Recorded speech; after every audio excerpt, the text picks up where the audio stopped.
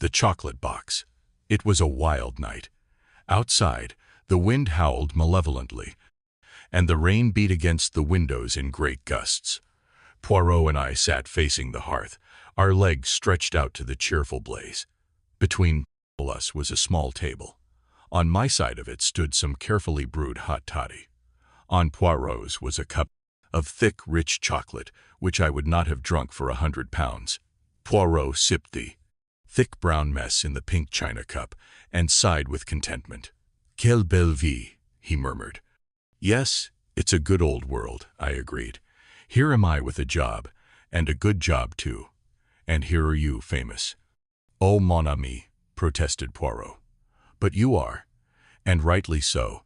When I think back on your long line of successes, I am positively amazed. I don't believe you know what failure is." He would be a droll kind of original. Who could say that? "No, but seriously, have you ever failed?" "Innumerable times, my friend. What would you?"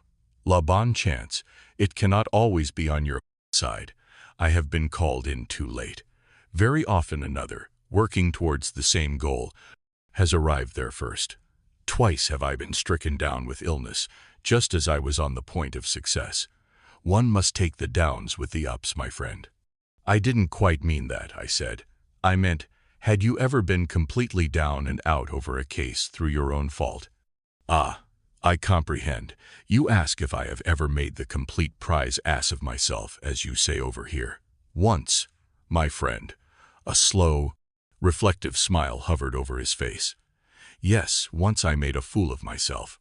He sat up suddenly in his chair. "See here, my friend, you have, I know, kept a record of my little successes.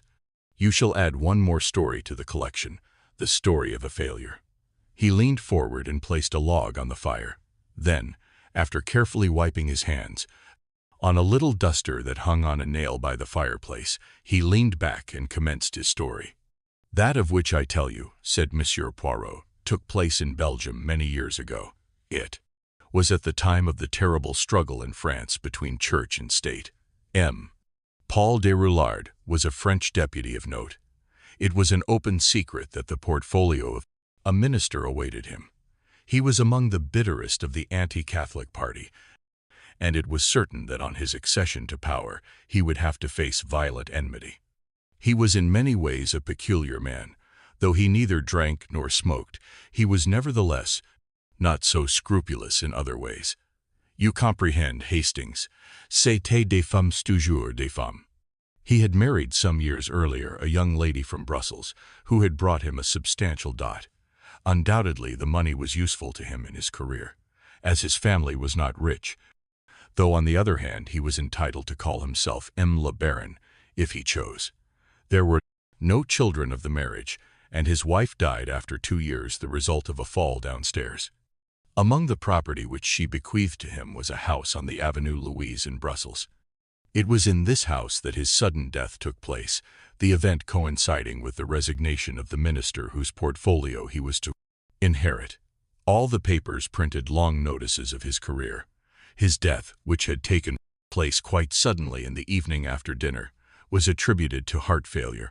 At that time, mon ami, I was, as you know, a member of the Belgian detective force. The death of Paul Déroulard was not particularly interesting to me. I am, as you also know, bon Catholique, and his demise seemed to me fortunate.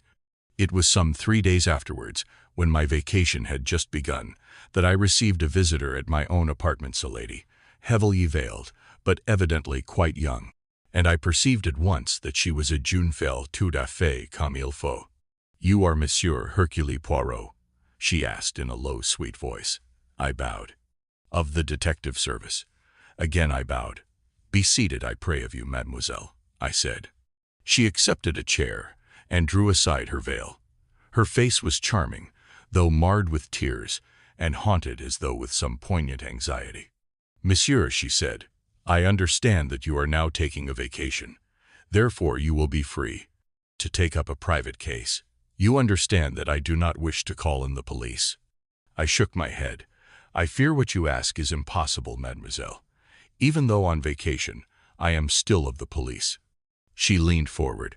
"Écoutez, monsieur. All that I ask of you is to investigate. The result of your investigations you are at perfect liberty to report to the police. If what I believe to be true is true, we shall need all the machinery of the law." That placed a somewhat different complexion on the matter, and I placed myself at her service without more ado. A slight color rose in her cheeks. "I thank you, monsieur. It is the death of Monsieur Paul Deroulard that I ask you to investigate." "Comment?" I exclaimed, surprised. "Monsieur, I have nothing to go up and nothing but my woman's instinct. But I am convinced, I tell you that Monsieur Deroulard did not die a natural death. But surely the doctors may be mistaken. He was so robust, so strong. Ah, Monsieur Poirot, I beseech of you to help me." The poor child was almost beside herself. She would have knelt to me.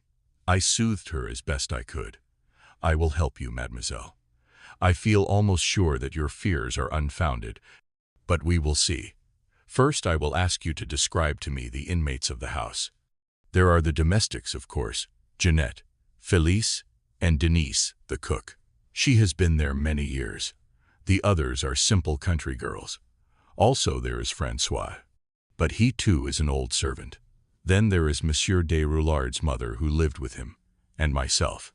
My name is Virginie Mesnard. I am a poor cousin of the late Madame Deroulard, M. Paul's wife, and I have been a member of their ménage for over 3 years. I have now described to you the household.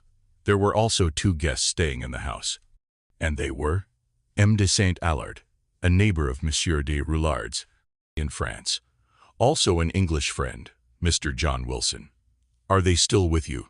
Mr. Wilson, yes, but Monsieur de Saint-Allard departed yesterday. And what is your plan, Mademoiselle Mesnard? If you will present yourself at the house in half an hour's time, I will have arranged some story to account for your presence. I had better represent you to be connected with journalism in some way. I shall say you have come from Paris, and that you have brought a card of introduction from Monsieur de Saint-Allard. Madame Deroulard is very feeble in health, and will pay little attention to details. On Mademoiselle's ingenious pretext, I was admitted to the house, and after a brief interview with the dead deputy's mother, who was a wonderfully imposing and aristocratic figure, though obviously in failing health, I was made free of the premises. I wonder, my friend, continued Poirot, whether you can possibly figure to yourself the difficulties of my task. Here was a man whose death had taken place 3 days previously. If there had been foul play, only one possibility was admissible poison. And I had no chance of seeing the body, and there was no possibility of examining or analyzing any medium in which the poison could have been administered. There were no clues, false or otherwise, to consider. Had the man been poisoned? Had he died a natural death? I, Hercule Poirot, with nothing to help me, had to decide. First, I interviewed the domestics, and with their aid, I recapitulated the evening. I paid especial notice to the food at dinner, and the method of serving it. The soup had been served by M. Deroulard himself from a tureen. Next, a dish of cutlets, then a chicken. Finally, a compote of fruits, and all placed on the table, and served by Monsieur himself. The coffee was brought in a big pot to the dinner table. Nothing there. Mon ami, impossible to poison one without poisoning all. After dinner, Madame Deroulard had retired to her own apartments, and Mademoiselle Virginie had accompanied her. The 3 men had adjourned to M. Deroulard's study. Here they had chatted amicably for some time, when suddenly, without any warning, the deputy had fallen heavily to the ground. M. de Saint-Allard had rushed out and told François to fetch the doctor immediately. He said it was without doubt an apoplexy, explained the man. But when the doctor arrived, the patient was past help.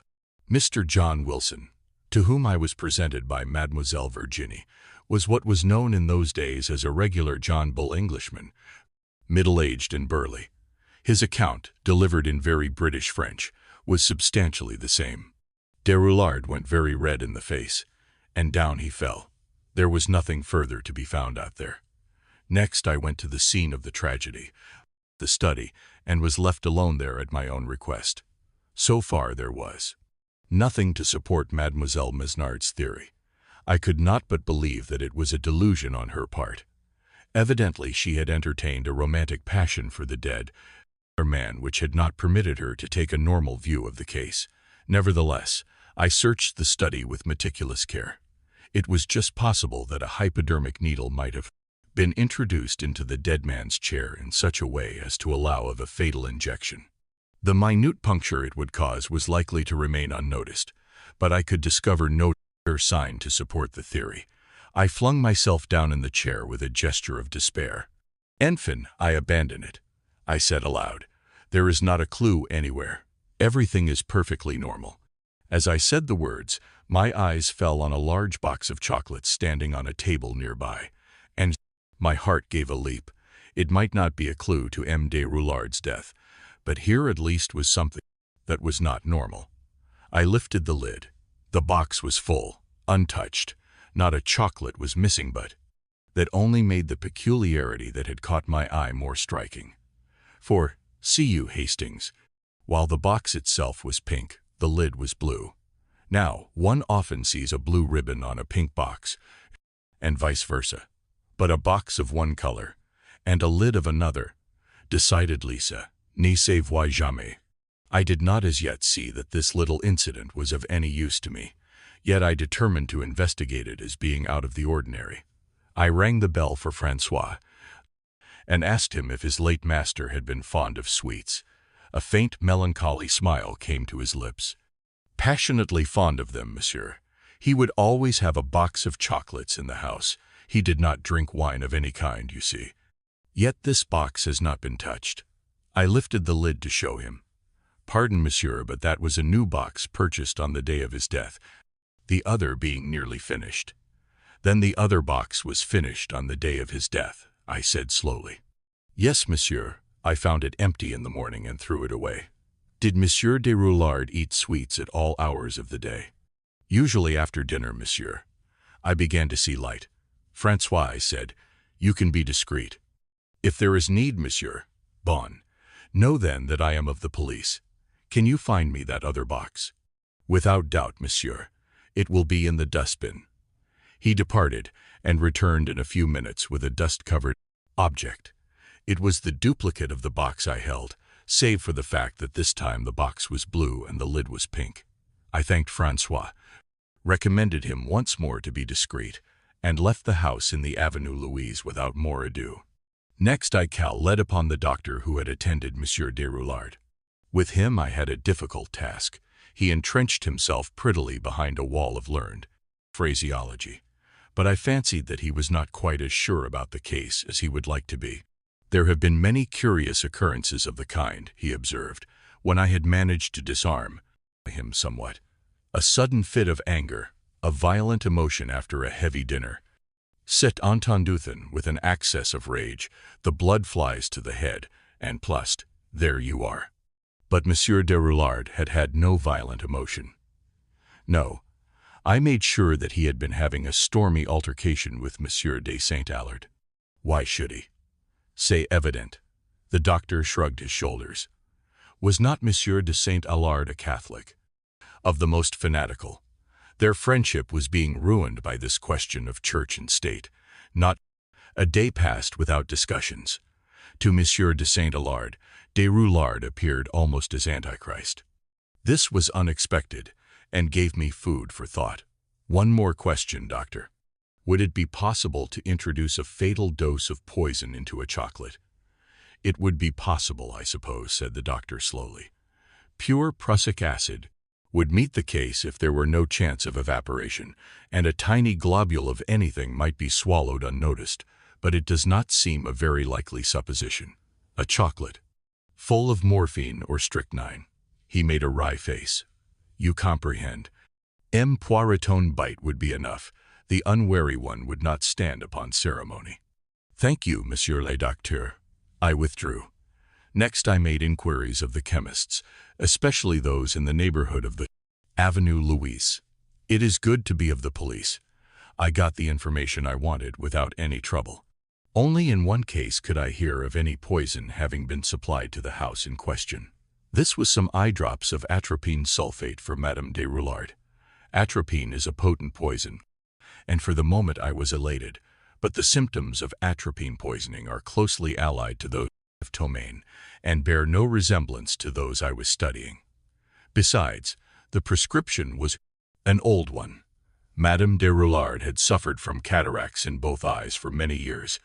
I was turning away discouraged when the chemist's voice called me back. "Un moment, Monsieur Poirot. I remember the girl who brought that prescription.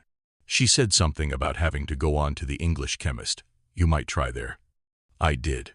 Once more enforcing my official status, I got the information I wanted. On the day before M. de Roulard's death, they had made up a prescription for Mr. John Wilson. Not that there was any making up about it. They were simply little tablets of trinitrine. I asked if I might see some. He showed me them, and my heart beat faster, for the tiny tablets were of chocolate. "Is it a poison?" I asked. "No, monsieur." "Can you describe to me its effect?"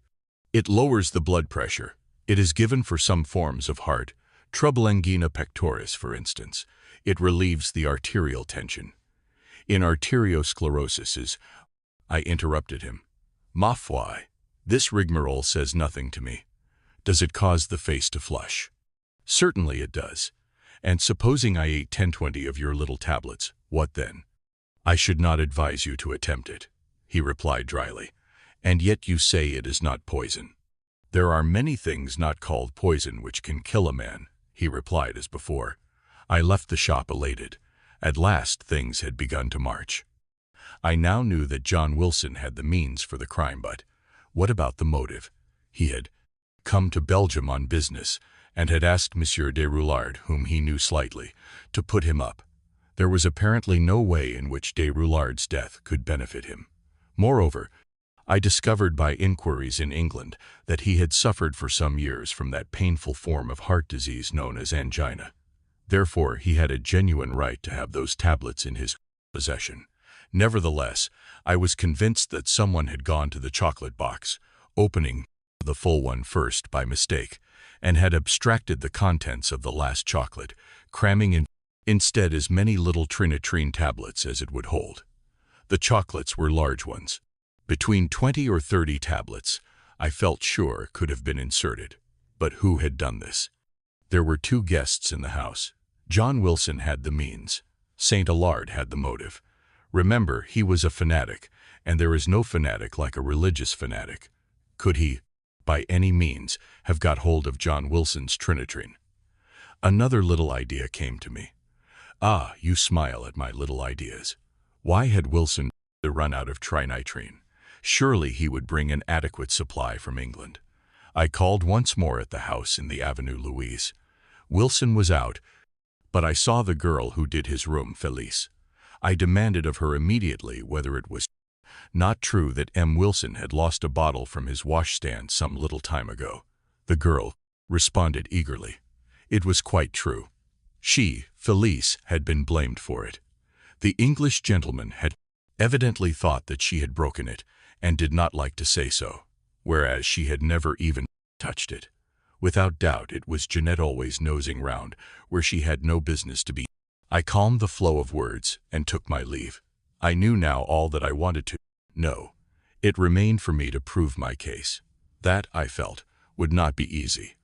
I might be sure that St. Allard had removed the bottle of trinitrine from John Wilson's washstand, but to convince others, I would have to produce evidence, and I had none to produce. Never mind. I knew that was the great thing. You remember our difficulty in the Styles case, Hastings. There again, I knew, but it took me a long time to find the last link which made my chain of evidence against the murderer complete. I asked for an interview with Mademoiselle Mesnard. She came at once. I demanded of her the address of M. de St. Allard. A look of trouble came over her face. "Why do you want it, monsieur?" "Mademoiselle, it is necessary." She seemed doubtful, troubled. "He can tell you nothing. He is a man whose thoughts are not in this world. He hardly notices what goes on around him." "Possibly, mademoiselle. Nevertheless, he was an old friend of Monsieur de Roulard's." There may be things he can tell me, things of the past, old grudge-souled love affairs. The girl flushed and bit her lip. As you please, but I feel sure now that I have been mistaken. It was good of you to accede to my demand, but I was upset, almost distraught at the time. I see now that there is no mystery to solve. Leave it, I beg of you, monsieur. I eyed her closely. Mademoiselle, I said, it is sometimes difficult for a dog to find a scent, but once he has found it, nothing on earth will make him leave it. That is, if he is a good dog. And I, mademoiselle, I, Hercule Poirot, am a very good dog. Without a word, she turned away. A few minutes later, she returned with the address written on a sheet of paper. I left the house. Francois was waiting for me outside. He looked at me anxiously. There is no news, monsieur? None as yet, my friend. Ah, pauvre Monsieur de Roulard, he sighed. I too was of his way of thinking. I do not care for priests. Not that I would say so in the house. The women are all devout, a good thing perhaps. Madame est très pieuse, Mademoiselle Virginie aussi. Mademoiselle Virginie, was she très pieuse? Thinking of the tear-stained, passionate face I had seen that first day, I wondered. Having obtained the address of M. de Saint-Allard, I wasted no time. I arrived in the neighborhood of his chateau in the Ardennes, but it was some days before I could find a pretext for gaining admission to the house. In the end I did. How do you think, as a plumber, mon ami? It was the affair of a moment to arrange a neat little gas leak in his bedroom. I departed for my tools, and took care to return with them at an hour when I knew I should have the field pretty well to myself. What I was searching for, I hardly knew. The one thing needful, I could not believe there was any chance of finding. He would never have run the risk of keeping it. Still, when I found the little cupboard above the washstand locked, I could not resist the temptation of seeing what was inside it. The lock was quite a simple one to pick. The door swung open. It was full of old bottles. I took them up one by one with a trembling hand. Suddenly I uttered a cry. Figure to yourself, my friend, I held in my hand a little phial with an English chemist's label. On it were the words, Trinitrine tablets, one to be taken when required, Mr. John Wilson. I controlled my emotion, closed the cupboard, slipped the bottle into my pocket, and continued to repair the gas leak. One must be methodical. Then I left the chateau and took train for my own country as soon as possible. I arrived in Brussels late the night. I was writing out a report for the préfet in the morning when a note was brought to me. It was from old Madame de Roulard, and it summoned me to the house in the Avenue Louise without delay. Francois opened the door to me. Madame la Baronne is awaiting you. He conducted me to her apartments. She sat in state in a large armchair. There was no sign of Mademoiselle Virginie. Monsieur Poirot, said the old lady, I have just learned that you are not what you pretend to be. You are a police officer. That is so, madame. You came here to inquire into the circumstances of my son's death. Again I replied, that is so, madam. I should be glad if you would tell me what progress you have made. I hesitated. First, I would like to know how you have learned all this, madame. From one who is no longer of this world. Her words, and the brooding way she uttered them, sent a chill to my heart. I was incapable of speech. Therefore, monsieur, I would beg of you most urgently to tell me exactly what progress you have made in your investigation. Madam, my investigation is finished. My son was killed deliberately. You know by whom? Yes, madame. Who then? Monsieur de Saint-Allard. You are wrong. Monsieur de Saint-Allard is incapable of such a crime. The proofs are in my hands. I beg of you once more to tell me all. This time I obeyed, going over each step that had led me to the discovery of the truth. She listened attentively. At the end she nodded her head. Yes, yes, it is all as you say, all but one thing. It was not Monsieur de Saint-Allard who killed my son. It was I, his mother. I stared at her. She continued to nod her head gently. It is well that I sent for you. It is the providence of the good God that Virginie told me before she departed for the convent what she had done. Listen, M. Poirot. My son was an evil old man. He persecuted the church. He led a life of mortal sin. He dragged down the other souls beside his own. But there was worse than that. As I came out of my room in this house one morning, I saw my daughter-in-law standing at the head of the stairs. She was reading a letter. I saw my son steal up behind her. One swift push, and she fell, striking her head on the marble steps. When they picked her up, she was dead. My son was a murderer, and only I, his mother, knew it. She closed her eyes for a moment. You cannot conceive, monsieur, of my agony, my despair. What was I to do? Denounce him to the police? I could not bring myself to do it. It was my duty, but my flesh was weak. Besides, would they believe me? My eyesight had been failing for some time. They would say I was mistaken. I kept silence, but my conscience gave me no peace. By keeping silence, I, too, was a murderer. My son inherited his wife's money. He flourished as the green bay tree. And now he was to have a minister's portfolio. His persecution of the church would be redoubled. And there was Virginie. She, poor child, beautiful, naturally pious, was fascinated by him. He had a strange and terrible power over women. I saw it coming. I was powerless to prevent it. He had no intention of marrying her. The time came when she was ready to yield everything to him. Then I saw my path clear. He was my son. I had given him life. I was responsible for him. He had killed one woman's body. Now he would kill another's soul.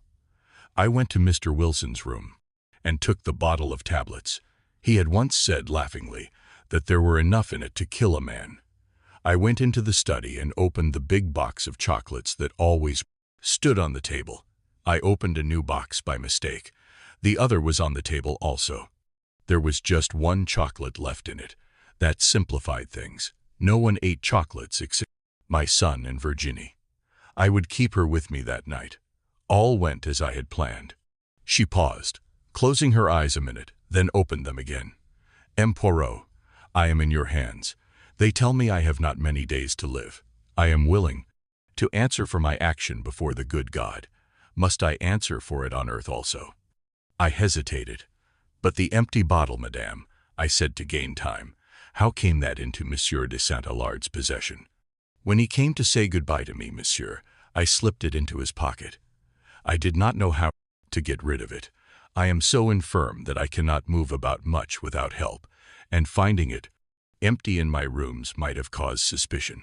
You understand, monsieur. She drew herself up to her full height. It was with no idea of casting suspicion on Monsieur de Saint-Alard. I never dreamed of such a thing. I thought his valet would find an empty bottle and throw it away without question. I bowed my head. I comprehend, madame, I said, and your decision, monsieur. Her voice was firm and unfaltering, her head held as high as ever. I rose to my feet. Madame, I said, I have the honor to wish you good day. I have made my investigations and failed. The matter is closed. He was silent for a moment, then said quietly, She died just a week later. Mademoiselle Virginie passed through her novitiate and duly took veil. That, my friend, is the story. I must admit that I do not make a fine figure in it. But that was hardly a failure, I expostulated. What else could you have thought under the circumstances? Ah, sacré, mon ami, cried Poirot, becoming suddenly animated. Is it that you do not see? But I was 36 times an idiot. My gray cells, they functioned not at all. The whole time I had the clue in my hands. What clue? The chocolate box. Do you not see? Would anyone in possession of their full eyesight make such a mistake? I knew Madame de Roulard had cataracts. The atropine drops told me that. There was only one person in the household whose eyesight was such that she could not see which lid to replace. It was the chocolate box that started me on the track. And yet up to the end I failed consistently to perceive its real significance. Also my psychology was at fault. Had Monsieur de Saint-Alard been the criminal, he would never have kept an incriminating bottle. Finding it was a proof of his innocence. I had learned already from Mademoiselle Virginie that he was absent-minded. Altogether it was a miserable affair that I have recounted to you there. Only to you have I told the story. You comprehend, I do not figure well in it. An old lady commits a crime in such a simple and clever fashion that I, Hercule Poirot, am completely deceived. Sapristi, it does not bear thinking of. Forget it, or nor remember it. And if you think at any time that I am growing conceited, it is not likely, but it might arise. I concealed a smile. Eh bien, my friend. You shall say to me, chocolate box. Is it agreed? It's a bargain. After all, said Poirot reflectively, it was an experience. I, who have undoubtedly the finest brain in Europe at present, can afford to be magnanimous. Chocolate box, I murmured gently. Pardon, mon ami. I looked at Poirot's innocent face as he bent forward inquiringly, and my heart smote me. I had suffered often at his hands, but I too, though not possessing the finest brain in Europe, could afford to be magnanimous. Nothing, I lied, and lit another pipe, smiling to myself. The case of the missing will. The case of the missing will. The problem presented to us by Miss Violet Marsh made rather a pleasant change from our usual routine work. Poirot had received a brisk and businesslike note from the lady asking for an appointment, and he had replied asking her to call upon him at 11 o'clock the following day. She arrived punctually, a tall, handsome young woman, plainly but neatly dressed, with an assured and businesslike manner. Clearly a young woman who meant to get on in the world. I am not a great admirer of the so-called new woman myself, and, in spite of her good looks, I was not particularly prepossessed in her favor. My business is of a somewhat unusual nature, Monsieur Poirot, she began, after she had accepted a chair. I had better begin at the beginning and tell you the whole story. If you please, mademoiselle. I am an orphan. My father was one of 2 brothers, sons of a small yeoman farmer in Devonshire. The farm was a poor one, and the elder brother, Andrew, emigrated to Australia, where he did very well indeed, and by means of successful speculation in land, became a very rich man. The younger brother, Roger, my father, had no leanings towards the agricultural life. He managed to educate himself a little, and obtained a post as a clerk with a small firm. He married, slightly above him. My mother was the daughter of a poor artist. My father died when I was 6 years old. When I was 14, my mother followed him to the grave. My only living relation then was my uncle Andrew, who had recently returned from Australia and bought a small place, Crabtree Manor, in his native county. He was exceedingly kind to his brother's orphan child, took me to live with him, and treated me in every way as though I was his own daughter. Crabtree Manor, in spite of its name, is really only an old farmhouse. Farming was in my uncle's blood, and he was intensely interested in various modern farming experiments. Although kindness itself to me, he had certain peculiar and deeply rooted ideas as to the upbringing of women. Himself a man of little or no education, though possessing remarkable shrewdness, he placed little value on what he called book knowledge. He was especially opposed to the education of women. In his opinion, girls should learn practical housework and dairy work, be useful about the home, and have as little to do with book learning as possible. He proposed to bring me up on these lines, to my bitter disappointment and annoyance. I rebelled, frankly. I knew that I possessed a good brain, and had absolutely no talent for domestic duties. My uncle and I had many bitter arguments on the subject, for, though much attached to each other, we were both self-willed. I was lucky enough to win a scholarship, and up to a certain point was successful in getting my own way. The crisis arose when I resolved to go to Girton. I had a little money of my own, left me by my mother, and I was quite determined to make the best use of the gifts God had given me. I had one long, final argument with my uncle. He put the facts plainly before me.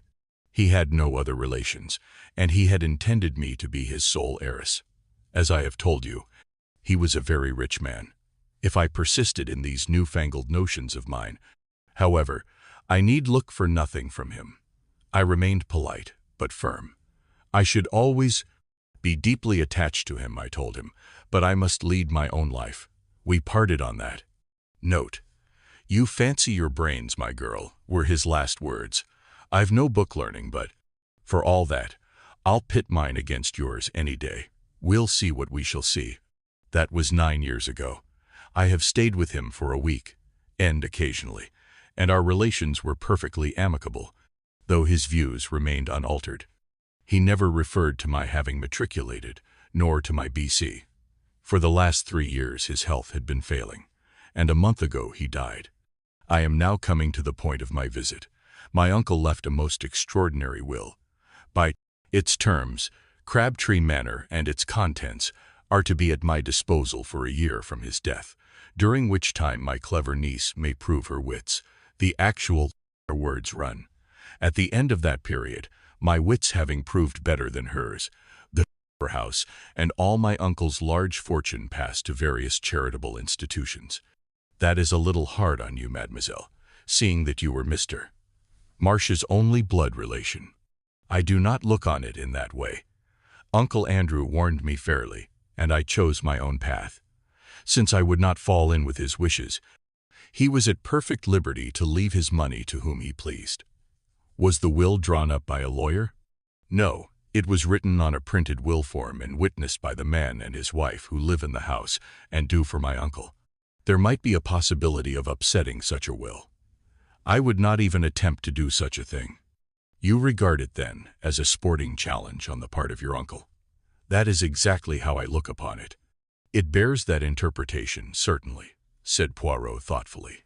Somewhere in this rambling old manor house your uncle has concealed either a sum of money in notes or possibly a second will, and has given you a year in which to exercise your ingenuity to find it.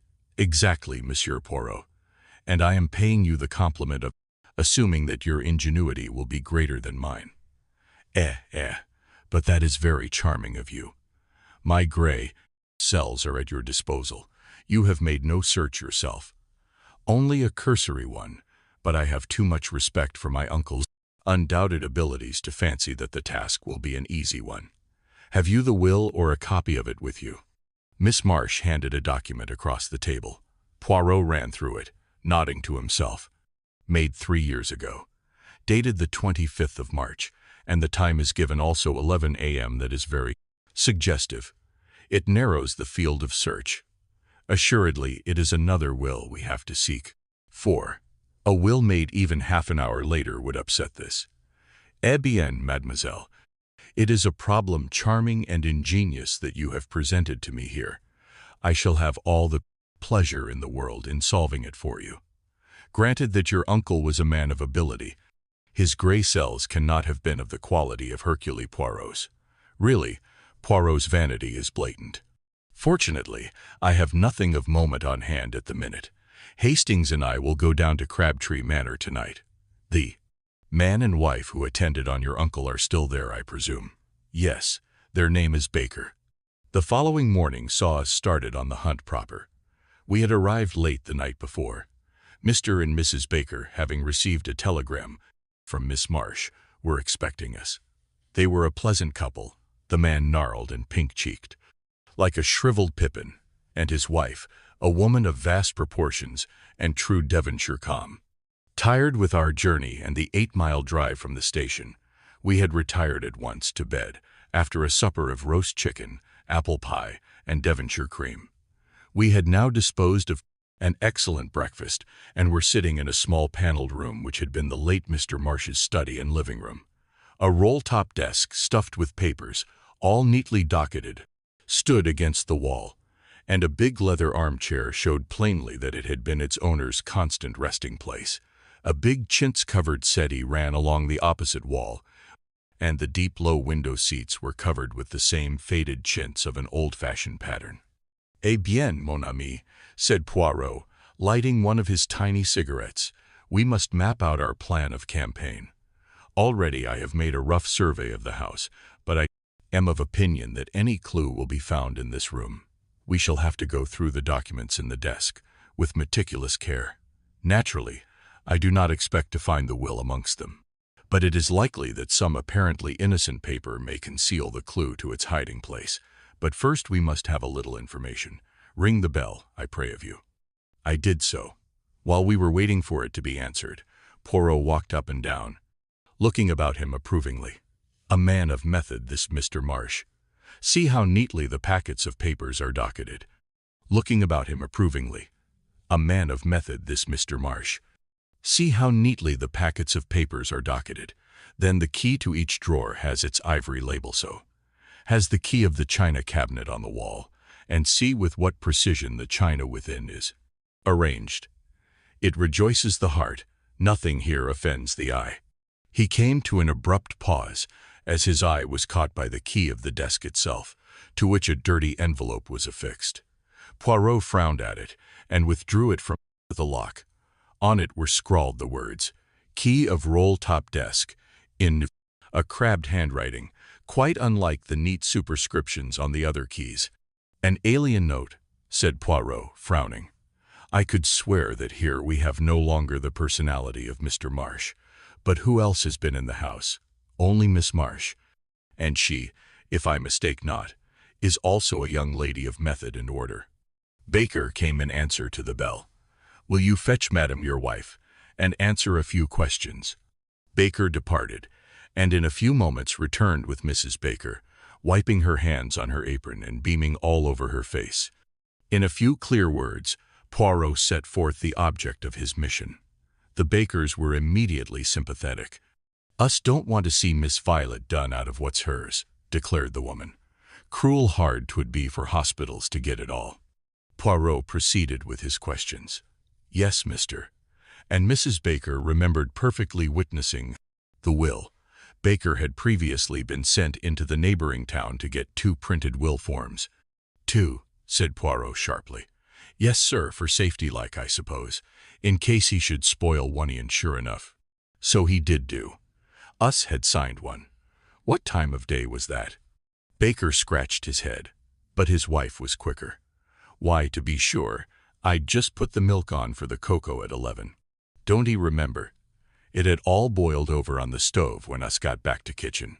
And afterwards, 'twould be about an hour later, us had to go in again. 'I've made a mistake,' says old master. 'Had to tear the whole thing up. I'll trouble you to sign again.' And us did. And afterwards, master give us a tidy sum of money each. 'I've left you nothing in my will,' says he, 'but each year I live you'll have this to be a nest egg when I'm gone.' And sure enough, so he did." Poirot reflected. "After you had signed the second time, what did Mr. Marsh do, do you know?" "Went out to the village to pay tradesmen's books." That did not seem very promising. Poirot tried another tack. He held out the key of the desk. "Is that your master's writing?" I may have imagined it, but I fancied that a moment or two elapsed before Baker replied, "Yes, sir, it is." "He's lying," I thought. "But why? Has your master let the house? Have there been any strangers in it during the last 3 years?" "No, sir. No visitors. Only Miss Violet. No strangers of any kind been inside this room." "No, sir. You forget the workman, Jim," his wife reminded him. "Workman?" Poirot wheeled round on her. "What workman?" The woman explained that about 2 years and a half ago workmen had been in the house to do certain repairs. She was quite vague as to what the repairs were. Her view seemed to be that the whole thing was a fad of her master's, and quite unnecessary. Part of the time the workmen had been in the study, but what they had done there she could not say, as her master had not let either of them into the room whilst the work was in progress. Unfortunately, they could not remember the name of the firm employed, beyond the fact that it was a Plymouth one. "We progress, Hastings," said Poirot, rubbing his hands as the Bakers left the room.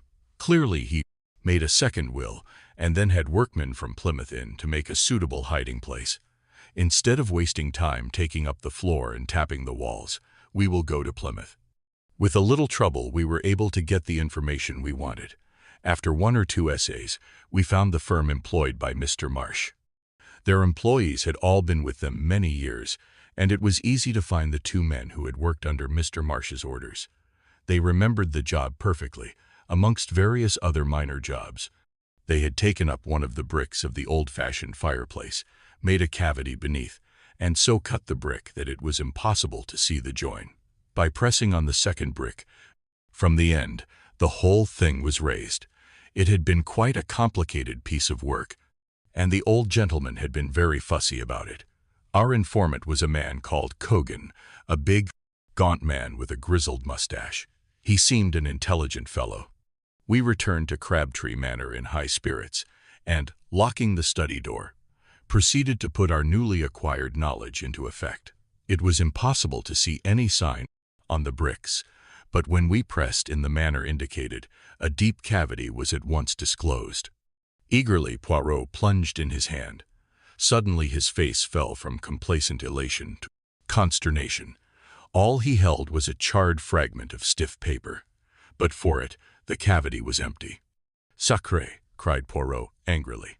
"Someone has been before us." We examined the scrap of paper anxiously. Clearly it was a fragment of what we sought. A portion of Baker's signature remained, but no indication of what the terms of the will had been.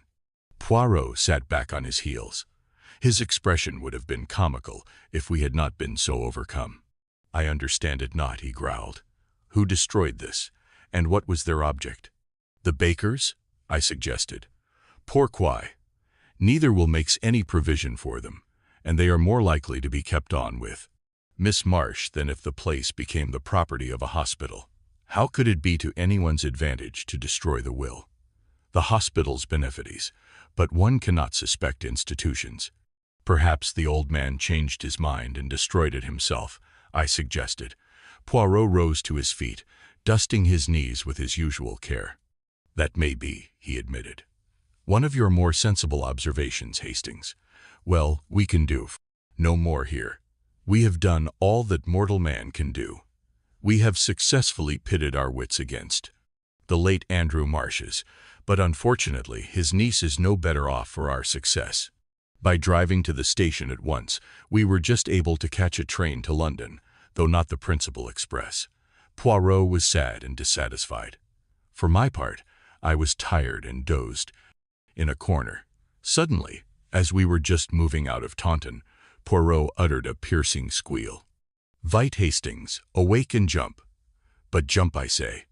Before I knew where I was, we were standing on the platform, bareheaded and minus our valises, whilst the train disappeared into the night. I was furious, but Poirot paid no attention. "Imbecile that I have been," he cried. "Triple imbecile. Not again will I vaunt my little gray cells." "That's a good job at any rate," I said grumpily. "But what is this all about?" As usual, when following out his own ideas, Poirot paid absolutely no attention to me. "The tradesmen's books, I have left them entirely out of account." "Yes, but where? Where? Never mind. I cannot be mistaken. We must return at once." Easier said than done. We managed to get a slow train to Exeter, and there Poirot hired a car. We arrived back at Crabtree Manor in the small hours of the morning. I pass over the bewilderment of the Bakers when we had at last aroused them. Paying no attention to anybody, Poirot strode at once to the study.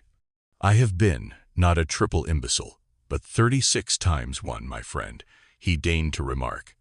"Now, behold." Going straight to the desk, he drew out the key and detached the envelope from it.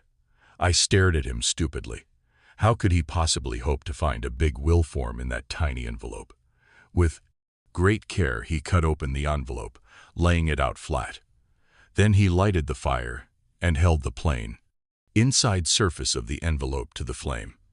In a few minutes faint characters began to appear. "Look, mon ami," cried Poirot in triumph. I looked.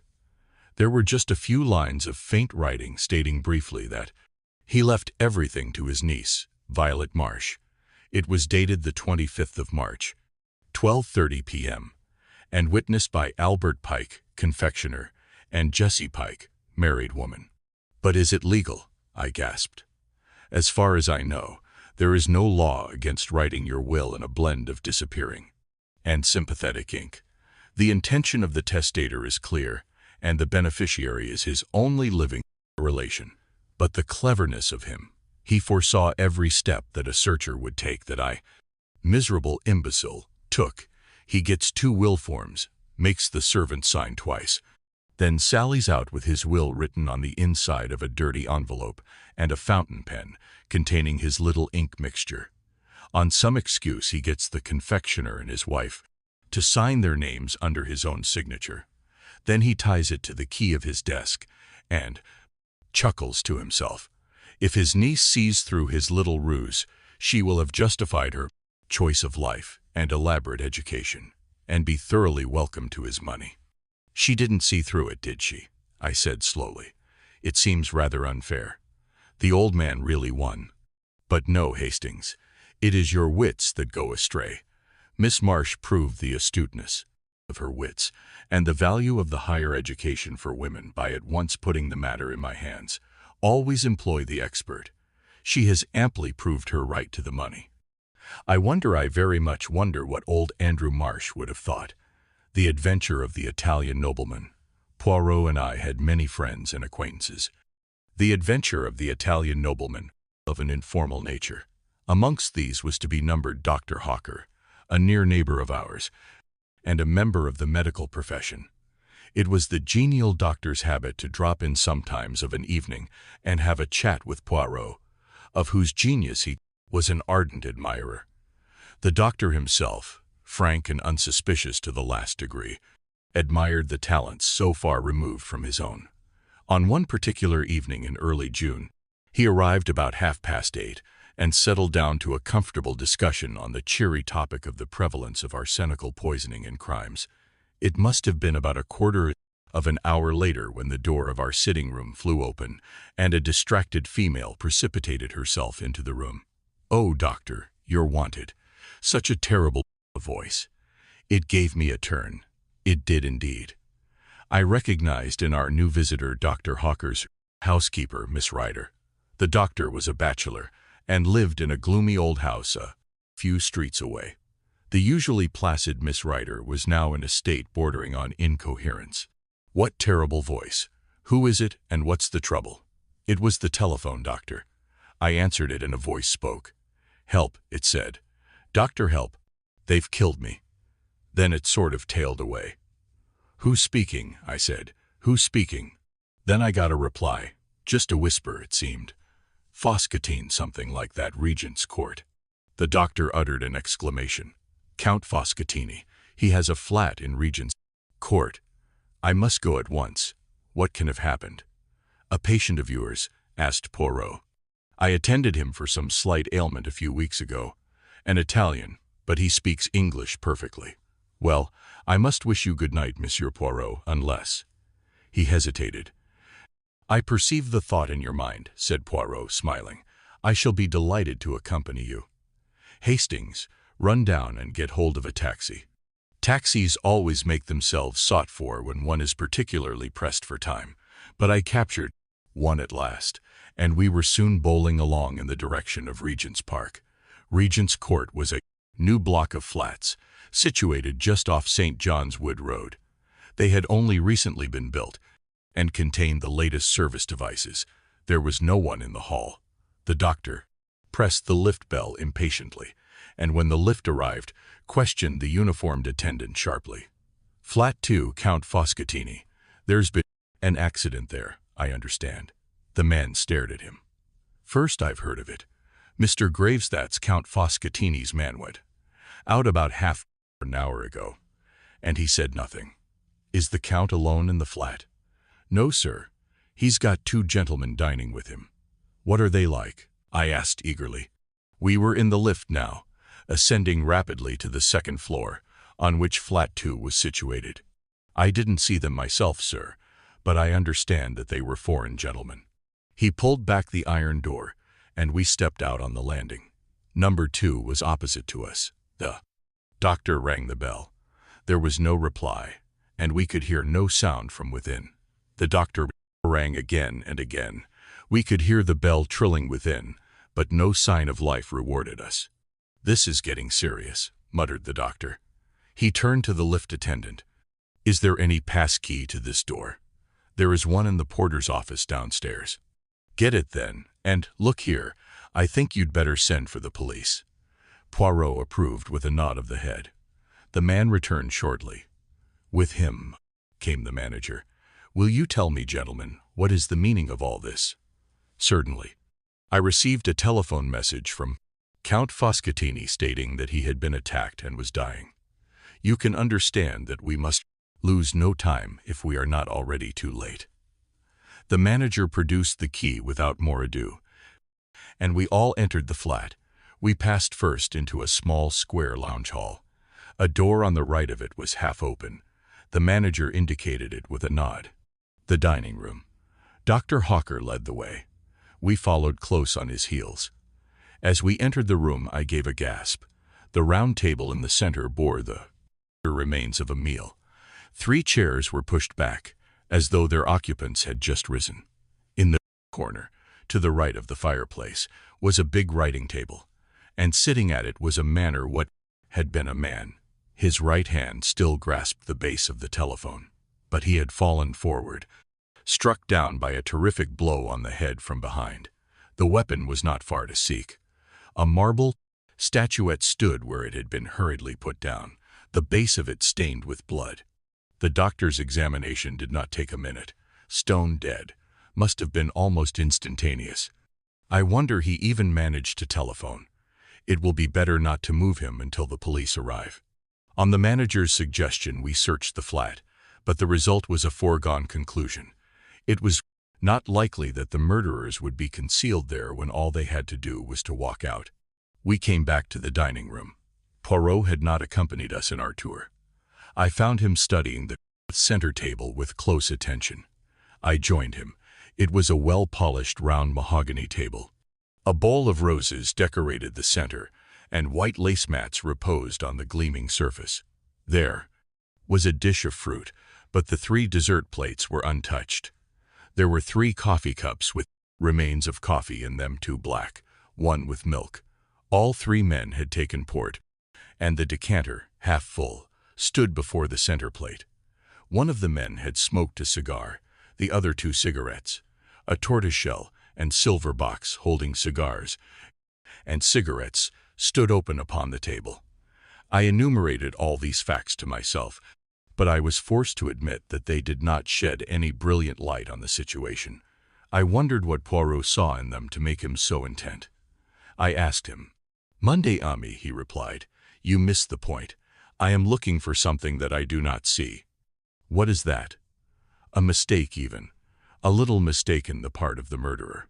He stepped swiftly to the small adjoining kitchen, looked in, and shook his head. "Monsieur," he said to the manager, "explain to me, I pray, your system of serving meals here." The manager stepped to a small hatch in the wall. "This is the service lift," he explained. "It runs to the kitchens at the top of the building. You order through this telephone, and the dishes are sent down in the lift, 1 course at a time. The dirty plates and dishes are sent up in the same manner. No domestic worries, you understand, and at the same time you avoid the wearying publicity of always dining in a restaurant." Poirot nodded. "Then the plates and dishes that were used tonight are on high in the kitchen. You permit that I mount there?" "Oh, certainly, if you like. Roberts, the lift man, will take you up and introduce you. But I'm afraid you won't find anything that's of any use. They're handling hundreds of plates and dishes, and they'll be all lumped together." Poirot remained firm, however, and together we visited the kitchens and questioned the man who had taken the order from Flat 2. "The order was given from the à la carte menu 4-3, he explained. "Soup julienne, filet de sole normande, tournedos of beef, and a rice soufflé." "What time?" "Just about 8 o'clock, I should say." "No. I'm afraid the plates and dishes have been all washed up by now. Unfortunate." "You were thinking of fingerprints, I suppose?" "Not exactly," said Poirot, with an enigmatical smile.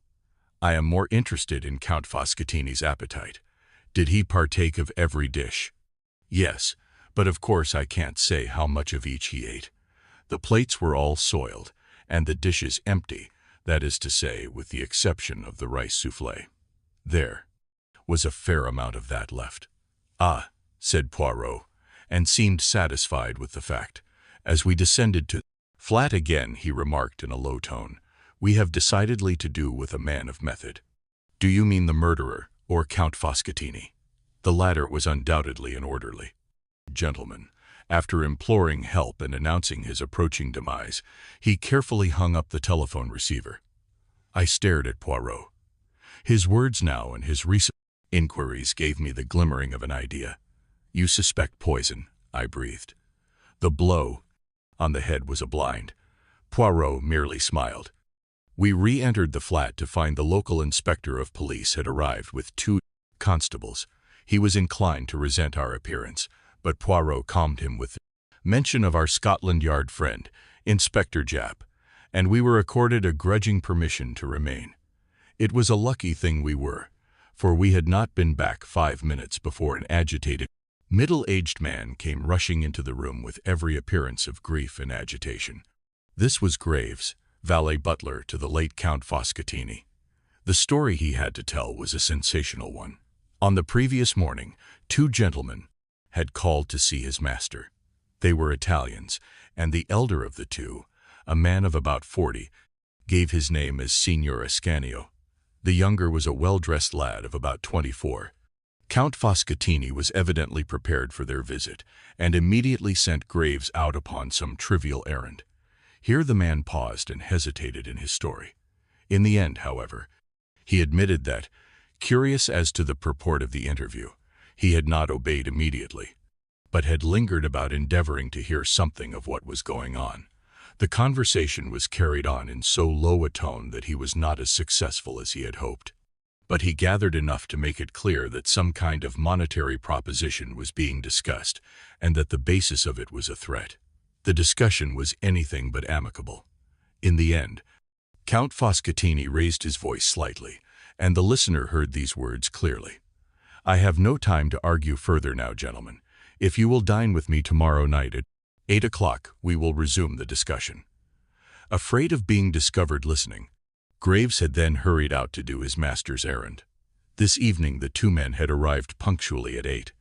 During dinner they had talked of indifferent matters, politics, the weather, and the theatrical world.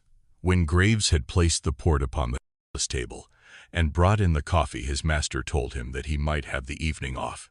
"Was that a usual proceeding of his when he had guests?" asked the inspector. "No, sir, it wasn't. That's what made me think it must be some business of a very unusual kind that he was going to discuss with these gentlemen." That finished Graves's story. He had gone out about 8:30 and, meeting a friend, had accompanied him to the Metropolitan Music Hall in Edgware Road.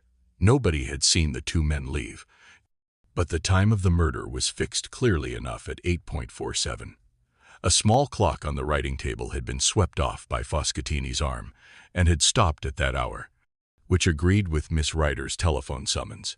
The police surgeon had made his examination of the body, and it was now lying on the couch.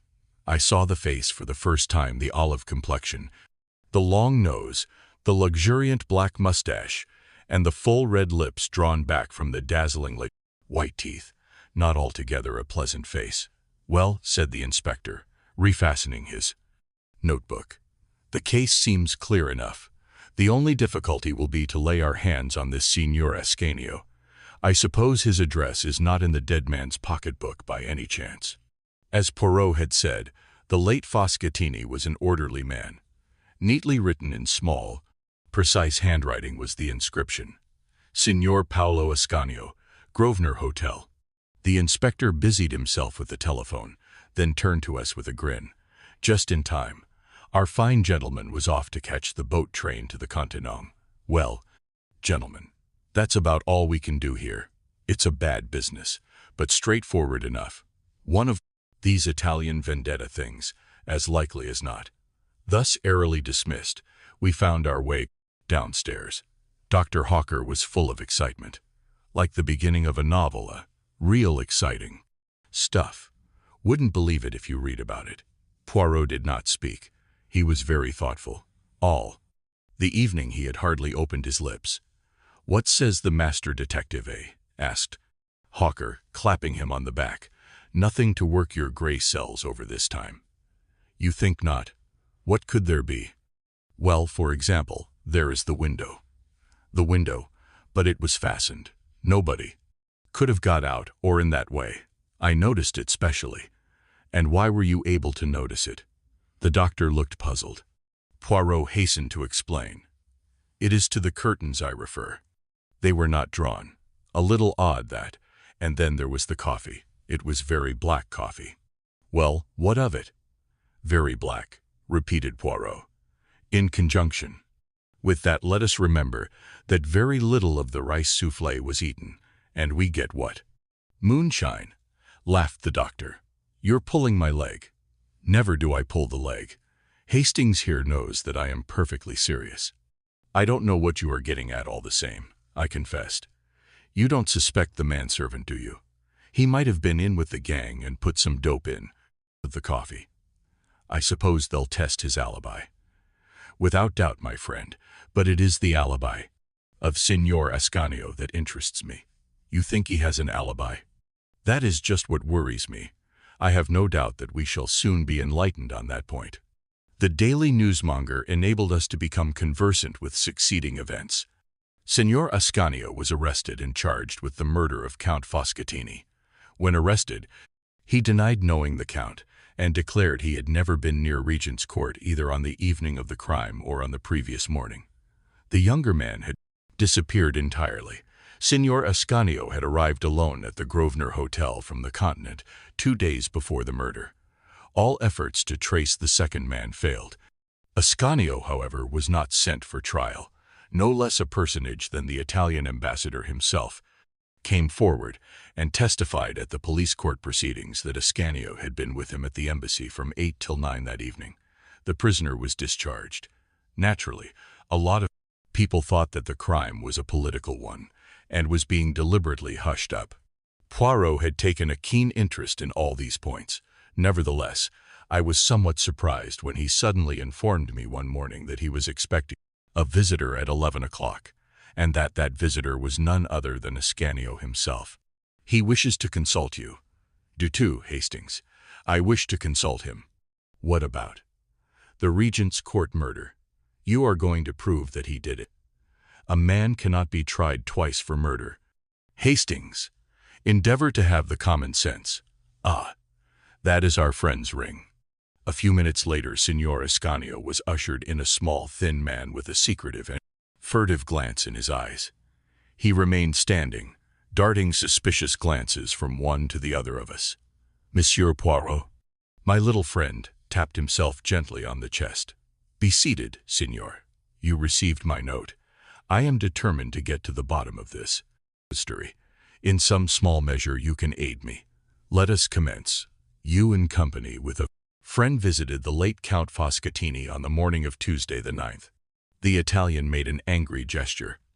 I did nothing of the sort. I have sworn in court. Precisamente, and I have a little idea that you have sworn falsely. You threaten me. Bah! I have nothing to fear from you. I have been acquitted. Exactly. And as I am not an imbecile, it is not with the gallows I threaten you, but with publicity. Publicity. I see that you do not like the word. I had an idea that you would not. My little ideas, you know. They are very valuable to me. Come, Signor, your only chance is to be frank with me. I do, Fracton, not ask to know whose indiscretions brought you to England. I know this much. You came for the especial purpose of seeing Count Foscatini. He was not a count, growled the Italian. I have already noted the fact that his name does not appear in the Almanac de Gotha.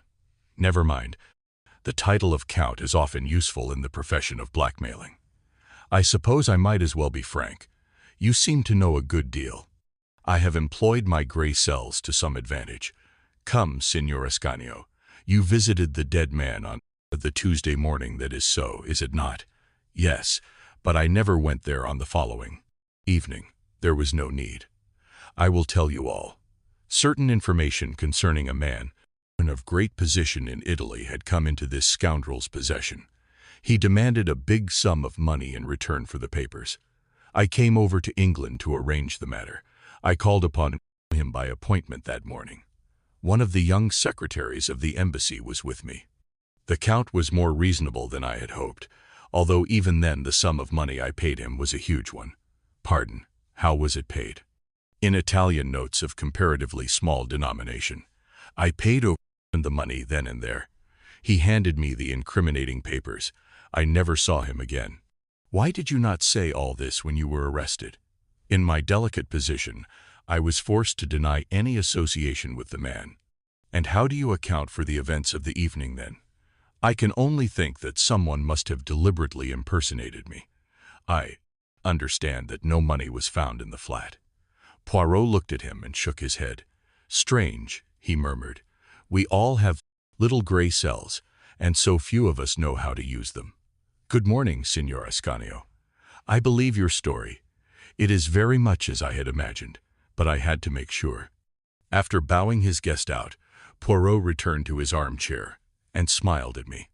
Let us hear Monsieur le Capitaine Hastings on the case.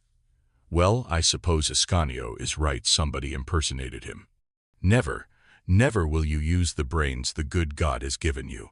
Recall to yourself some words I uttered after leaving the flat that night. I referred to the window curtains not being drawn. We are in the month of June. It is still light at 8 o'clock. The light is failing by 1/2 past. Ça vous dit quelque chose? I perceive a struggling impression that you will arrive someday. Now, let us continue. The coffee was, as I said, very black. Count Foscatini's teeth were magnificently white. Coffee stains the teeth. We reason from that Count Foscatini did not drink any coffee. Yet there was coffee in all 3 cups. Why should anyone pretend Count Foscatini had drunk coffee when he had not done so? I shook my head, utterly bewildered. Come, I will help you. What evidence have we that Ascanio and his friend, or 2 men posing as them, ever came to the flat that night? Nobody saw them go in. Nobody saw them go out. We have the evidence of 1 man and of a host of inanimate objects. You mean? I mean knives and forks and plates and empty dishes. Ah, but it was a clever idea. Graves is a thief and a scoundrel. But what a man of method. He overhears a portion of the conversation in the morning, enough to realize that Ascanio will be in awkward position to defend himself. The following evening, about 8 o'clock, he tells his master he is wanted at the telephone. Foscatini sits down, stretches out his hand to the telephone, and from behind Graves strikes him down with the marble figure. Then, quickly to the service telephone dinner for 3. It comes. He lays the table, dirties the plates, knives and forks, etc. But he has to get rid of the food too. Not only is he a man of brain, he has a resolute and capacious stomach. But after eating 3 tornidos, the rice soufflé is too much for him. He even smokes a cigar and 2 cigarettes to carry out the illusion. Ah, but it was magnificently thorough. Then, having moved on the hands of the clock to 8.47, he smashes it and stops it. The one thing he does not do is to draw the curtains. But if there had been a real dinner party, the curtains would have been drawn as soon as the light began to fail. Then he hurries out, mentioning the guests to the liftman in passing. He hurries to a telephone box, and as near as possible to 8.47 rings up the doctor with his master's dying cry. So successful is his idea that no one ever inquires if a call was put through from flat 2 at that time. Except Hercule Poirot, I suppose, I said sarcastically. Not even Hercule Poirot, said my friend with a smile. I am about to inquire now. I had to prove my point to you first, but you will see. I shall be right, and then Jap, to whom I have already given a hint, will be able to arrest the respectable Graves. I wonder how much of the money he has spent. Poirot was right. He always is, confound him. The Affair at the Victory Ball. The Affair at the Victory Ball is one of the early short stories featuring Hercule Poirot, and was first published in 1923. Pure chance led my friend Hercule Poirot, formerly chief of the Belgian force, to be connected with the Styles case. His success brought him notoriety, and he decided to devote himself to the solving of problems in crime. Having been wounded on the Somme and invalided out of the army, I finally took up my quarters with him in London. Since I have a first-hand knowledge of most of his cases, it has been suggested to me that I select some of the most interesting and place them on record. In doing so, I feel that I cannot do better than begin with that strange tangle which aroused such widespread public interest at the time. I refer to the affair at the Victory Ball. Although perhaps it is not so fully demonstrative of Poirot's peculiar methods as some of the more obscure cases, its sensational features, the well-known people involved, and the tremendous publicity given it by the press make it stand out as a cause célèbre, and I have long felt that it is only fitting that Poirot's connection with the solution should be given to the world. It was a fine morning in spring, and we were sitting in Poirot's rooms. My little friend, neat and dapper as ever, his egg-shaped head tilted on one side, was delicately applying a new pomade to his mustache. A certain harmless vanity was a characteristic of Poirot's and fell into line with his general love of order and method. The Daily Newsmonger, which I had been reading, had slipped to the floor, and I was deep in a brown study when Poirot's voice recalled me. "Of what are you thinking so deeply, mon ami?" "To tell you the truth," I replied, "I was puzzling over this unaccountable affair in the Victory Ball. The papers are full of it." I tapped the sheet with my finger as I spoke. "Yes. The more one reads of it, the more shrouded in mystery the whole thing becomes." I warmed to my subject. Who killed Lord Cronshaw? Was Coco Courtney's death on the same night a mere coincidence? Was it an accident? Or did she deliberately take an overdose of cocaine? I stopped, and then added dramatically, "These are the questions I ask myself." Poirot, somewhat to my annoyance, did not play up. He was peering into the glass, and merely murmured, decidedly, "This new pomade, it is a marvel for stashes." Catching my eye, however, he added hastily, "Quite so, and how do you reply to your questions?" But before I could answer, the door opened, and our landlady announced Inspector Japp. The Scotland Yard man was an old friend of ours, and we greeted him warmly. "Ah, my good Japp," cried Poirot. "And what brings you to see us?" "Well, Monsieur Poirot," said Japp, seating himself and nodding to me, "I'm on a case that strikes me as being very much in your line, and I came along to know whether you'd care to have a finger in the pie."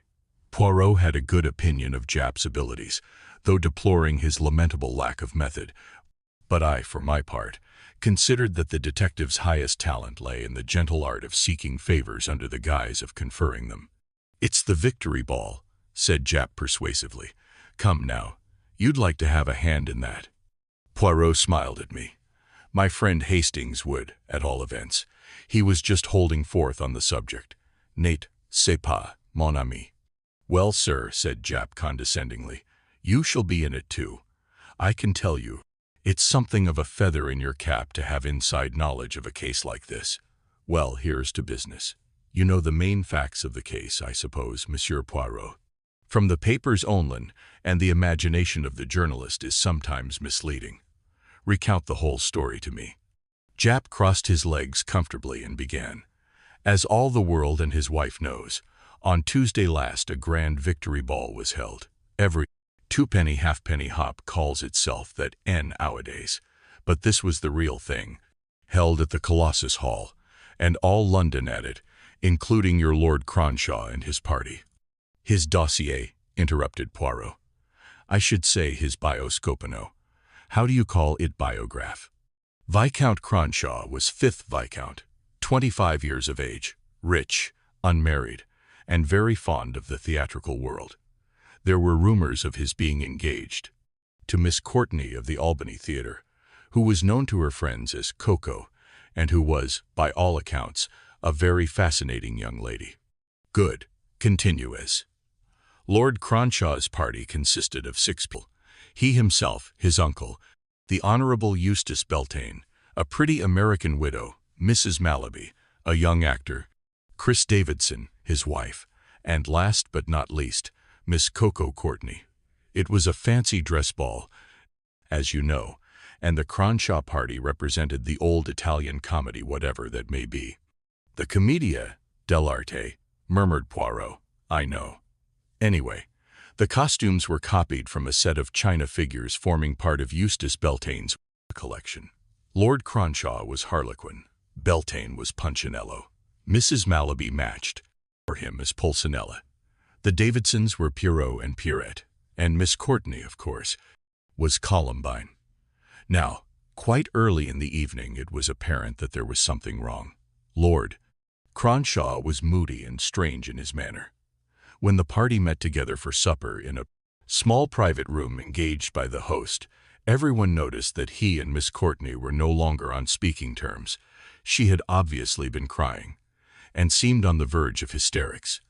The meal was an uncomfortable one, and as they all left the supper room, she turned to Chris Davidson and requested him audibly to take her home, as she was sick of the ball.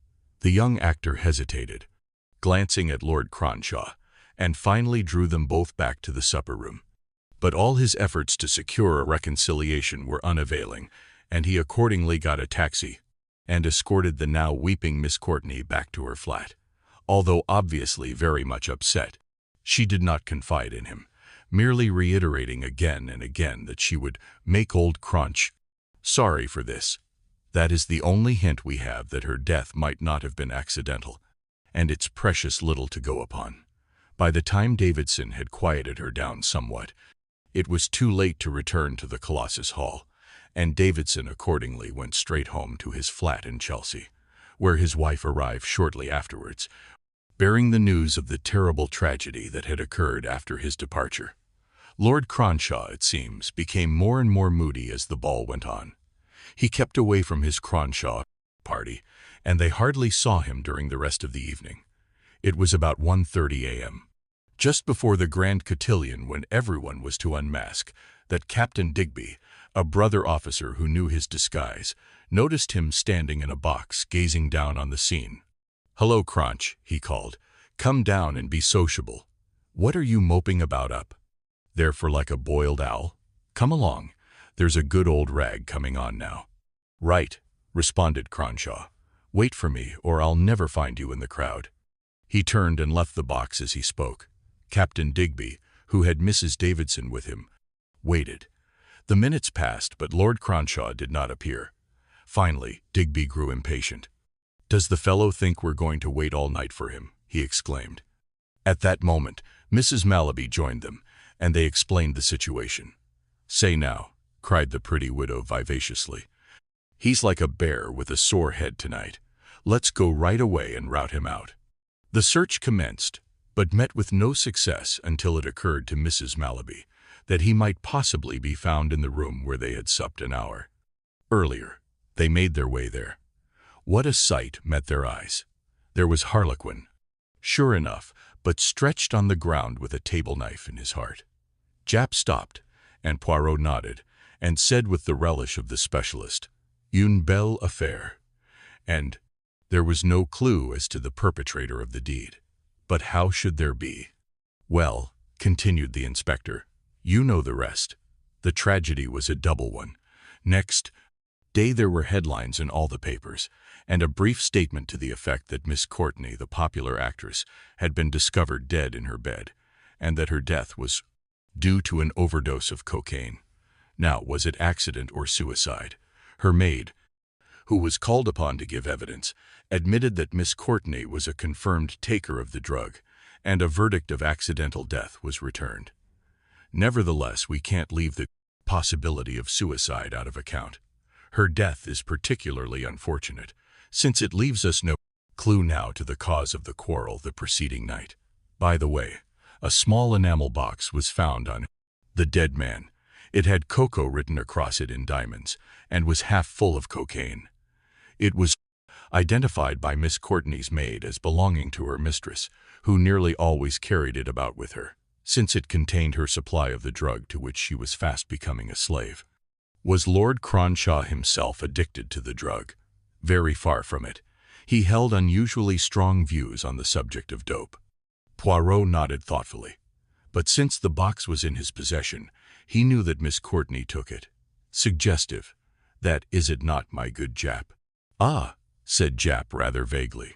I smiled. Well, said Jap, that's the case. What do you think of it? You found no clue of any kind that has not been reported. Yes, there was this. Jap took a small object from his pocket and handed it over to Poirot. It was a small pompon of emerald green silk, with some ragged threads hanging from it, as though it had been wrenched violently away. We found it in the dead man's hand, which was tightly clenched over it, explained the inspector. Poirot handed it back without any comment, and asked, had Lord Cronshaw any enemies? None that anyone knows of. He seemed a popular young fellow. Who benefits by his death? His uncle, the Honorable Eustace Beltane, comes into the title and estates. There are one or two suspicious facts against him. Several people declare that they heard a violent altercation going on in the little supper room, and that Eustace Beltane was one of the disputants. You see, the table knife being snatched up off the table would fit in with the murder being done in the heat of a quarrel. What does Mr. Beltane say about the matter? Declares one of the waiters was the worse for liquor, and that he was giving him a dressing down. Also that it was nearer to 1 than half past. You see, Captain Digby's evidence fixes the time pretty accurately. Only about 10 minutes elapsed between his speaking to Cronshaw and the finding of the body. And in any case, I suppose Mr. Beltane, as Punchinello, was wearing a hump and a ruffle. I don't know the exact details of the costumes, said Jap, looking curiously at Poirot. And anyway, I don't quite see what that has got to do with it. No. There was a hint of mockery in Poirot's smile. He continued quietly, his eyes shining with the green light I had learned to recognize so well. There was a curtain in this little supper room, was there not? Yes, but with a space behind it sufficient to conceal a man. Yes, in fact, there's a small recess. But how you knew about it, you haven't been to the place, have you, Monsieur Poirot? No, my good Jap, I supplied the curtain from my brain. Without it, the drama is not reasonable, and always one must be reasonable. But tell me, did they not send for a doctor? At once, of course. But there was nothing to be done. Death must have been instantaneous. Poirot nodded rather impatiently. Yes, I understand. This doctor now, he gave evidence at the inquest. Yes. Did he say nothing of any unusual symptom, was there? Nothing about the appearance of the body which struck him as being abnormal? Jap stared hard at the little man. Yes, Monsieur Poirot. I don't know what you're getting at, but he did mention that there was a tension and stiffness about the limbs which he was quite at a loss to account for. Aha, said Poirot. Aha. Monday Dieu. Jap, that gives one to think, does it not? I saw that it had certainly not given Jap to think. If you're thinking of poison, monsieur, who on earth would poison a man first and then stick a knife into him? In truth, that would be ridiculous, agreed Poirot placidly. Now, is there anything you want to see, monsieur? If you'd like to examine the room where the body was found. Poirot waved his hand. Not in the least. You have told me the only thing that interests me, Lord Cronshaw's views on the subject of drug-taking. Then there's nothing you want to see. Just one thing. What is that? The set of china figures from which the costumes were copied. Jap stared. Well, you're a funny one. You can manage that for me. Come round to Berkeley Square now if you like. Mr. Beltane, his lordship, as I should say now, won't object. We set off at once in a taxi. The new Lord Cronshaw was not at home, but at Jap's request we were shown into the china room, where the gems of the collection were kept. Jap looked round him rather helplessly. I don't see how you'll ever find the ones you want, monsieur. I bespeak. But Poirot had already drawn a chair in front of the mantelpiece and was hopping up upon it like a nimble robin. Above the mirror, on a small shelf to themselves, stood 6 china figures. Poirot examined them minutely, making a few comments to us as he did so. Les voilà, the old Italian comedy, 3 pairs, Harlequin and Columbine, Pierrot and Piradevere, dainty in white and green, and Punchinello and Pulcinella, in mauve and yellow. Very elaborate, the costume of Punchinella ruffles and frills, a hump, a high hat. Yes, as I thought, very elaborate. He replaced the figures carefully and jumped down. Jap looked unsatisfied, but as Poirot had clearly no intention of explaining anything, the detective put the best face he could upon the matter. As we were preparing to leave, the master of the house came in, and Jap performed the necessary introductions. The sixth Viscount Cronshaw was a man of about 50, suave in manner, with a handsome, dissolute face. Evidently an elderly roué, with the languid manner of a poseur. I took an instant dislike to him. He greeted us graciously enough, declaring he had heard great accounts of Poirot's skill, and placing himself at our disposal in every way. "The police are doing all they can, I know," Poirot said, "but I much fear the mystery of my nephew's death will never be cleared up. The whole thing seems utterly mysterious." Poirot was watching him keenly. "Your nephew had no enemies that you know of?"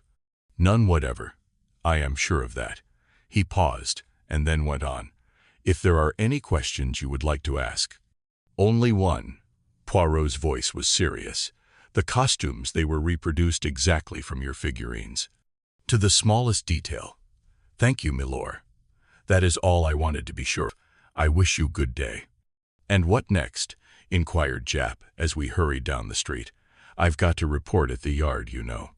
"Bien, I will not detain you. I have one other little matter to attend to. And then—" "Yes, the case will be complete." "What?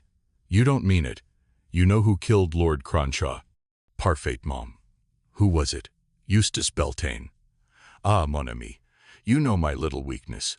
Always I have a desire to keep the threads in my own hands up to the last minute. But have no fear. I will reveal all when the time comes. I want no credit, the affair shall be yours, on the condition that you permit me to play out the denouement my own way." "That's fair enough," said Jap. "That is, if the denouement ever comes. But I say, you are an oyster, aren't you?" Poirot smiled. "Well, so long.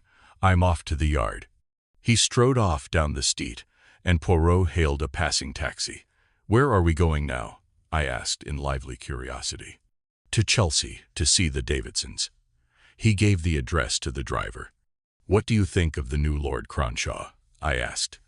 "What says my good friend Hastings?" "I distrust him instinctively." "You think he is the wicked uncle of the storybooks, eh?" "Don't you?" "Me, I think he was most amiable towards us," said Poirot noncommittally. "Because he had his reasons." Poirot looked at me, shook his head sadly, and murmured something that sounded like, "No method." The Davidsons lived on the third floor of a block of mansion flats. Mr. Davidson was out, we were told, but Mrs. Davidson was at home.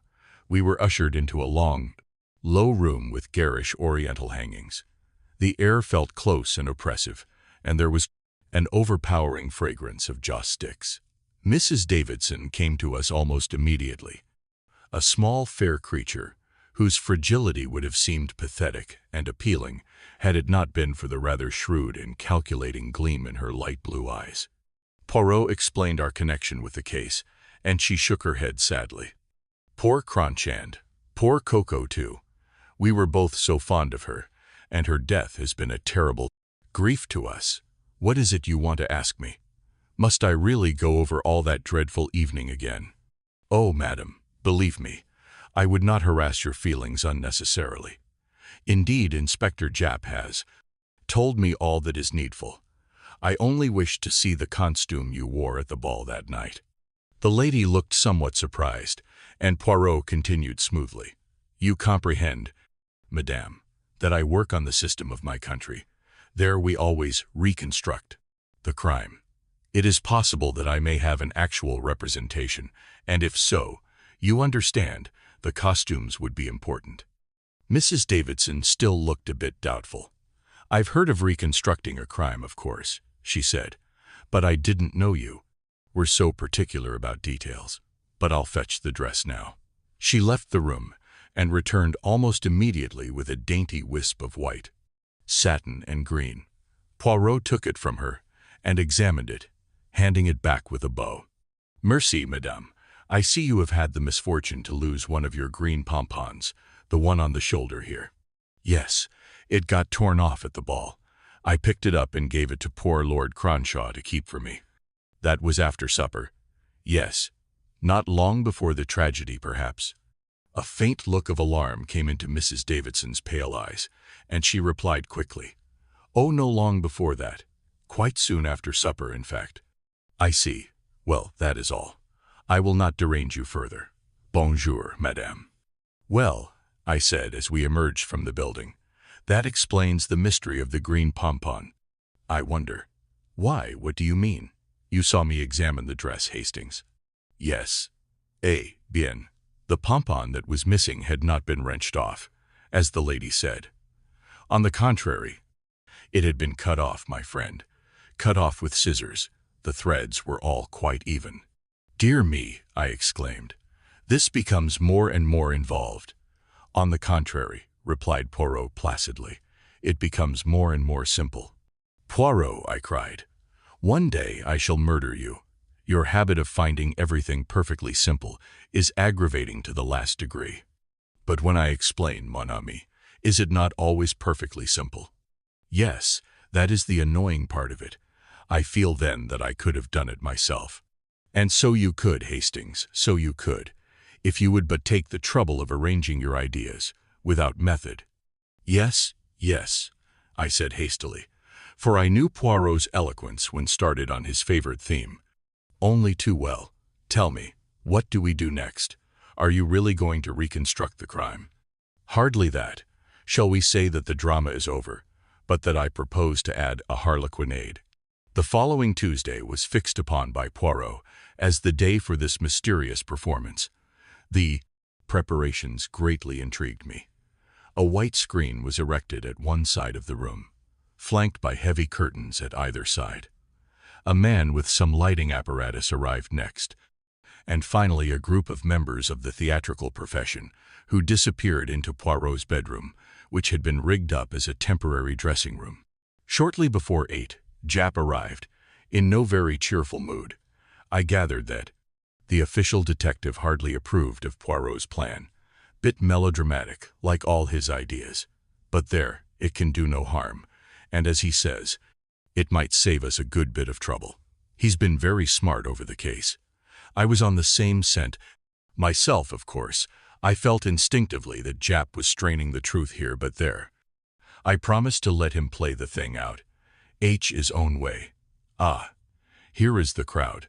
His lordship arrived first, escorting Mrs. Mallaby, whom I had not as yet seen. She was a pretty, dark-haired woman, and appeared perceptibly nervous. The Davidsons followed. Chris Davidson also I saw for the first time. He was handsome enough in a rather obvious style, tall and dark, with the easy grace of the actor. Poirot had arranged seats for the party facing the screen. This was illuminated by a bright light. Poirot switched out the other lights so that the room was in darkness, except for the screen. Poirot's voice rose out of the gloom. "Messieurs, mesdames, a word of explanation. 6 figures in turn will pass across the screen. They are familiar to you. Poirot and his Pierrette, Punchinello the buffoon, and elegant Pulcinella, beautiful Columbine, lightly dancing, Harlequin, the sprite, invisible to man." With these words of introduction, the show began. In turn, each figure that Poirot had mentioned bounded before the screen, stayed there a moment poised, and then vanished. The lights went up, and a sigh of relief went round. Everyone had been nervous, fearing they knew not what. It seemed to me that the proceedings had gone singularly flat.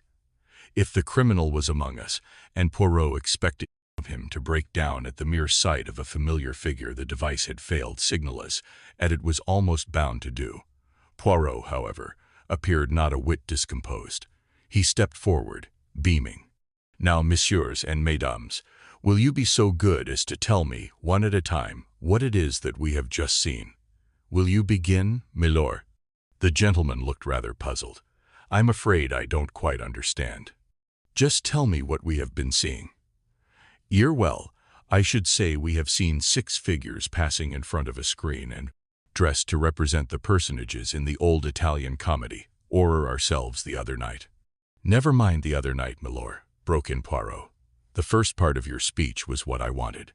Madame, you agree with Milord Cronshaw? He had turned as he spoke to Mrs. Malaby. Arius, of course. You agree that you have seen 6 figures representing the Italian comedy? Why, certainly. Monsieur Davidson, you too? Yes. Madame? Yes. Hastings? Jap? Yes. You are all in accord. He looked around upon us.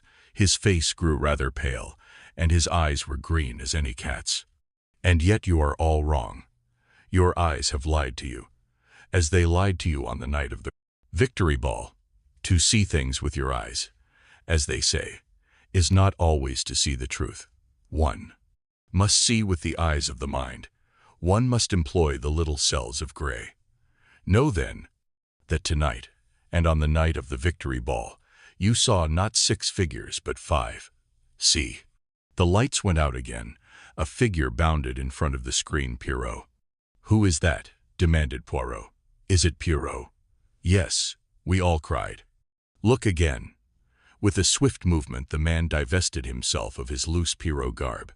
There in the limelight stood glittering Harlequin. At the same moment there was a cry and an overturned chair. Curse you, snarled Davidson's voice. Curse you. How did you guess? Then came the clink of handcuffs and Jap's calm official voice. I arrest you, Christopher Davidson, charge of murdering Viscount Cronshaw. Anything you say will be used in evidence against you. It was a quarter of an hour later. A recherché little supper had appeared, and Poirot, beaming all over his face, was dispensing hospitality and answering our eager questions. It was all very simple. The circumstances in which the green pompon was found suggested at once that it had been torn from the costume of the murderer. I dismissed Poirot from my mind, since it takes considerable strength to drive a table knife home, and fixed upon Poirot as the criminal. But Poirot left the ball nearly 2 hours before the murder was committed. So, he must either have returned to the ball later to kill Lord Cronshaw, or O'Brien. He must have killed him before he left. Was that impossible? Who had seen Lord Cronshaw after supper that evening?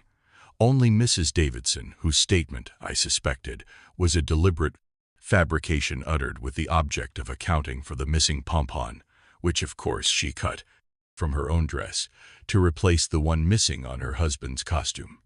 But then, Harlequin, who was seen in the box at 1:30, must have been an impersonation.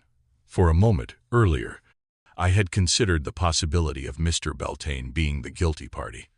But with his elaborate costume, it was clearly impossible that he could have doubled the roles of Punchinello and Harlequin. On the other hand, to Davidson, a young man of about the same height as the murdered man, and an actor by profession, the thing was simplicity itself. But one thing worried me. Surely a doctor could not fail to perceive the difference between a man who had been dead 2 hours and one who had been dead 10 minutes.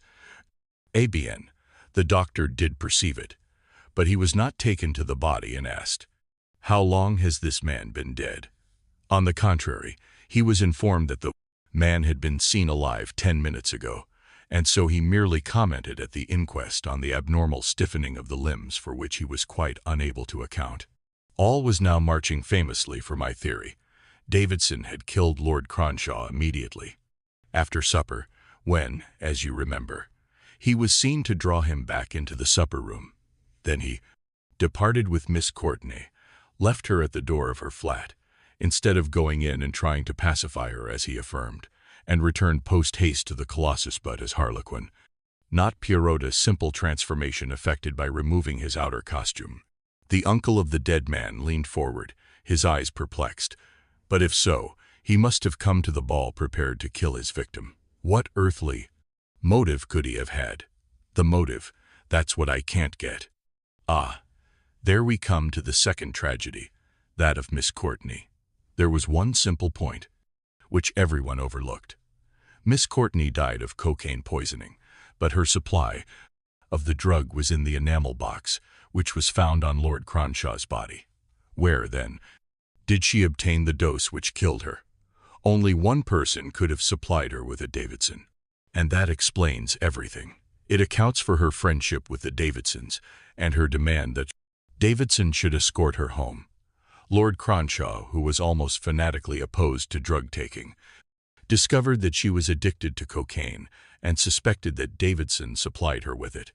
Davidson doubtless denied this, but Lord Cronshaw determined to get the truth from Miss Courtenay at the ball. He could forgive the wretched girl, but he would certainly have no mercy on the men who made a living by trafficking in drugs. Exposure and ruin confronted Davidson. He went to the ball determined that Cronshaw's silence must be obtained at any cost. Was Coco's death an accident then? I suspect that it was an accident, cleverly engineered by Davidson. She was furiously angry with Cronshaw, first for his reproaches, and secondly for taking her cocaine from her. Davidson supplied her with more, and probably suggested her augmenting the dose as a defiance to old Cronch. One other thing, I said. The recess and the curtain. How did you know about them? Why, mon ami, that was the most simple of all. Waiters had been in and out of that little room, so obviously the body could not have been lying where it was found on the floor. There must be some place in the room where it could be hidden. I deduced a curtain and a recess behind it. Davidson dragged the body there, and later, after drawing attention to himself in the box, he dragged it out again before finally leaving the hall. It was one of his best moves. He is a clever fellow. But in Poirot's green eyes, I read unmistakably the unspoken remark, but not quite so clever as Hercule Poirot.